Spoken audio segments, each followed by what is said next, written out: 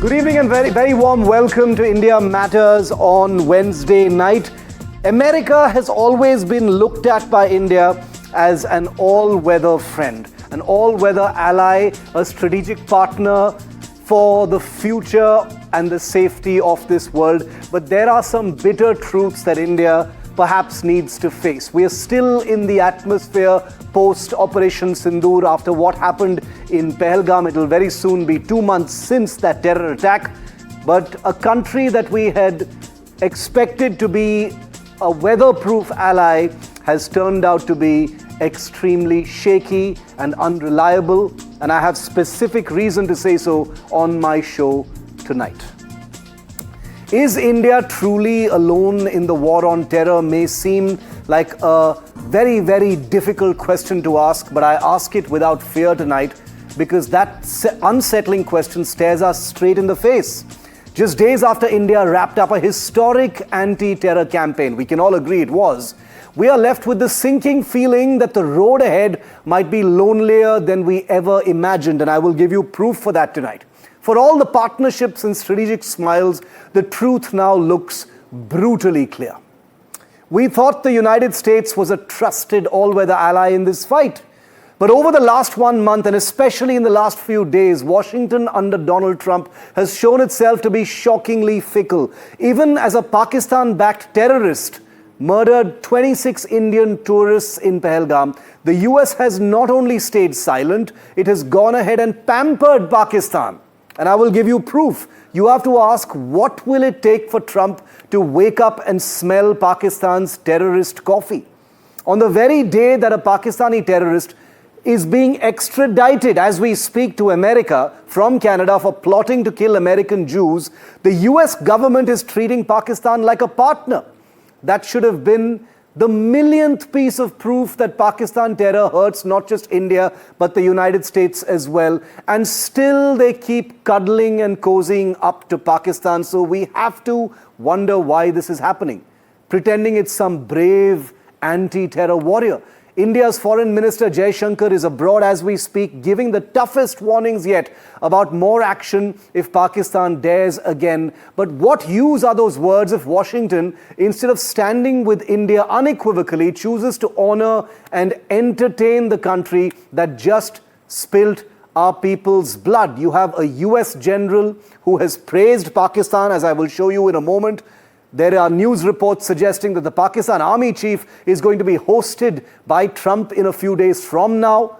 Bilawal Bhutto and his team were grilled hard by Congressman Brad Sherman recently, but clearly those questions haven't reached the White House or the Pentagon. That's the truth. There it's business as usual with Pakistan. So what do we take away from all of this?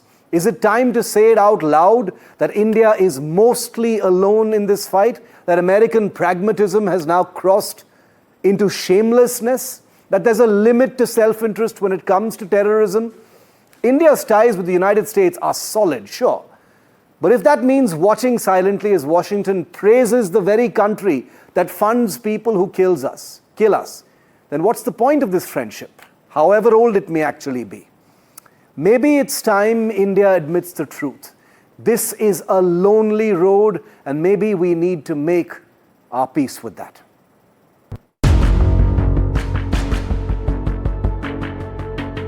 A storm brews in Washington as yet another Pakistani national is linked to a chilling terror plot on US soil. His name is Mohammad Shahzeb Khan, just 20 years old, an alleged ISIS supporter arrested in Canada and extradited to the United States. Prosecutors say he planned to attack a Jewish community center in New York City, aiming to carry out a mass shooting on October 7th, the anniversary of Hamas's bloody assault on Israel. An undercover federal operation revealed that Khan publicly posted about jihad, and his conversations mostly revolved around support for ISIS and preparations for the attack. But this isn't an isolated case. In May 2011, a Pakistani man was deported in a failed New York bombing case. Just months later, September 2011, Another Pakistani was arrested on terror charges. Fast forward to August 2024. Yet another Pakistani was held for plotting to kill US politicians. And in March, a man was arrested for smuggling US technology to Pakistan. Instead of sanctions, instead of accountability, the US recently showered the Pakistan government with praise as Trump branded the leadership as strong. That's not all, as Islamabad was awarded key positions at the United Nations Security Council, Vice Chair of the UNSC Counter-Terror Panel being one of them. And what about the money?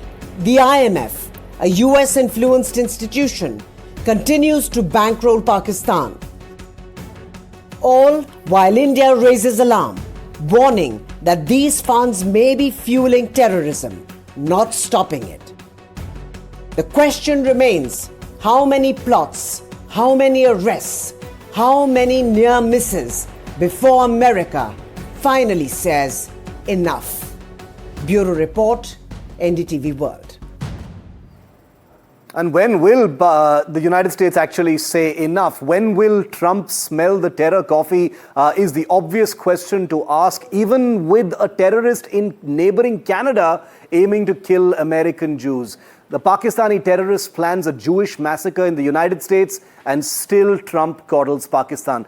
Trump calls Pakistan's Prime Minister his close friend in the same breath that he is describing the Indian Prime Minister. The Pakistan Army Chief is said to be likely to attend the US Army Day celebrations on the 14th of this month. Our reporter in Pakistan says Asim Munir is already on his way to the United States. What kind of signal is that to India? Trump's priority appears to be self-aggrandizement, self-praise, taking credit for that ceasefire which had nothing to do with him, not warning Pakistan about terror. Trump's priority is self-image and not India's concerns. That seems to be the message. Am I right or wrong? The US-controlled International Monetary Fund, the World Bank continue to bail out Pakistan financially, monetarily. No protest whatsoever, not a word on Pakistan co-chairing an anti-terror United Nations panel. And like I said, the Pakistan Army Chief is headed to Washington and likely to attend that Army Day celebration. So these are all points to think about as we continue to regard the United States as an all-weather anti-terror ally. Well, here's the real kicker that came today, and it broke a little earlier on NDTV. In a statement under oath today, the United States House Armed Services Committee, their highest defense legislative body, General Michael Correa, who is the chief of the US Central Command, this man has provided perhaps the most serious endorsement of Pakistan by calling them a phenomenal partner. He has endorsed America's relationship with Pakistan and said that there is no question of modifying that relationship. Significantly, for Delhi, General Correa has said we have to have a relationship with Pakistan and with India. I do not believe it to be a binary switch that we can't have one with Pakistan if we have a relationship with India. Take a look at what he said. We have to have a relationship with Pakistan and with India. I do not believe it is a binary switch that we can't have one with Pakistan if we have a relationship with India. We should look at the merits of the relationship for the positives that it has.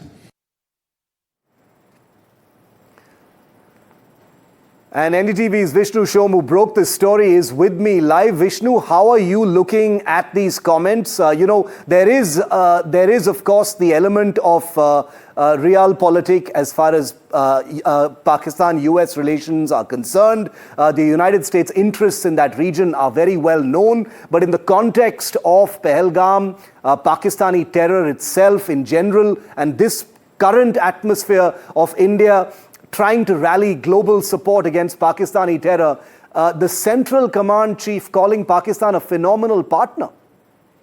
Well, if Rabindranath Tagore were alive today, he would say, "Jodi tor dak shune keo na ashe, tobe ekla cholo re." which basically means that, look, you have to fight yourself in this context. You'll have to do it ourselves. America may be a strategic ally. They may be great for commerce and trade, and of course education, though that also is changing. But when it comes to their own self-interest, that comes primarily for them. And therefore, when one talks about America being India's strategic partner and strategic ally, then one needs to put that into context as well.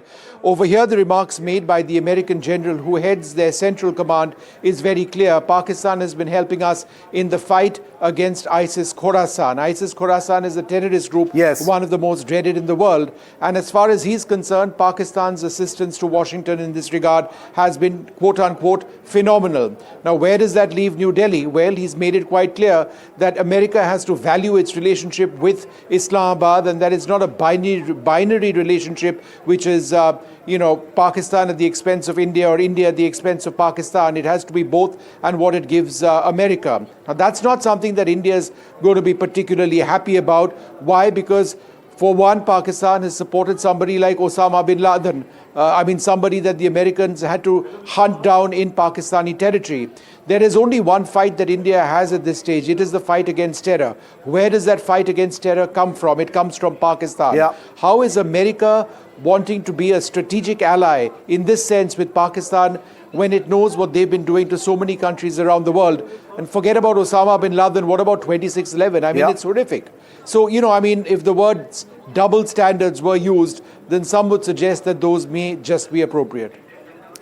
Very much applies in what we're talking about here. Double standards, the duplicity of Washington when it comes to terror, a country that once claimed to have invented the phrase, the war on terror, now plans to host General Asim Munir, and we're not going to call him Field Marshal because that's a fake title that has been given to himself in the wake of Operation Sindoor. A US general hailing Pakistan as a phenomenal partner. All of this at this time, and you know what that means for India. Thanks very much, Vishnu, for that. Well, keeping pragmatism in mind, the United States, of course, needs India in the context of China and what China is doing in the region. But are there ways, and this is not a flippant question, are there ways that India can weaponize its protest, signal its anger, message to the United States that it cannot be business as usual, especially in this brazen and shameful manner? Well, option one, officially slam the door on any US offer by Trump of F-35 fighter jets. How about India doing that for starters? Option number two, scrap any plans for billions of dollars worth of General Electric engines for India's own Tejas Mark II fighter. I'm just putting these thoughts out there.